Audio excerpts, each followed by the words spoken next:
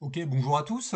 Petite update extrêmement rapide. On est le dimanche 12 janvier 2024. Vous avez vu une vidéo récente dans laquelle je vous disais que le rendement de l'OAT France était autour de 3,29, 3,30. C'était il y a une dizaine de jours.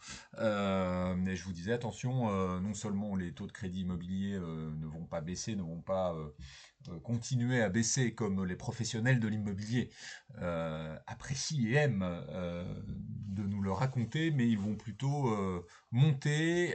Ça se confirme là, hein, puisqu'on est une dizaine de jours plus tard. Et le taux de l'OAT France alors est à 3,42. On atteint un plus haut depuis.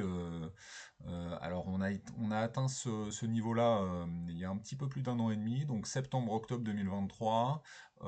Si on le dépasse, et je pense qu'on va le dépasser, alors on dépassera cette résistance que j'avais évoquée avec vous, cette zone de résistance que j'avais évoquée avec vous qui date de 2011.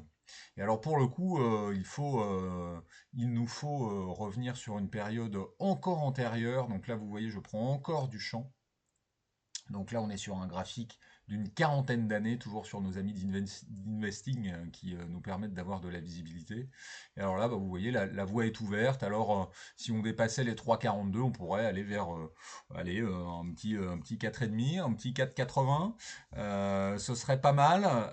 Ça ferait drôle, hein, ça ferait un drôle d'effet. Alors, si je puis me permettre de rassurer les éventuels Cassandres, je ne sais pas si la nouvelle serait formidable, mais néanmoins, les taux ne pourront pas trop monter, puisque comme vous le savez, on est dans un pays qui est extrêmement endetté, la charge de la dette devient une préoccupation croissante les semaines et les mois passant, et si les taux devaient monter de manière trop importante, alors immédiatement vous auriez la BCE qui pointerait le bout de son nez et qui, par un moyen non conventionnel ou un autre, se permettrait de racheter directement de la dette. Néanmoins, il faut savoir profiter des opportunités et si ça devait se présenter, alors il y aurait probablement des courses à faire le temps que la situation se régularise. À court terme en bourse, on pourrait penser que par exemple les banques en prendraient plein la tête si les taux venaient à monter, si cette hypothèse que j'aimais venait à se réaliser.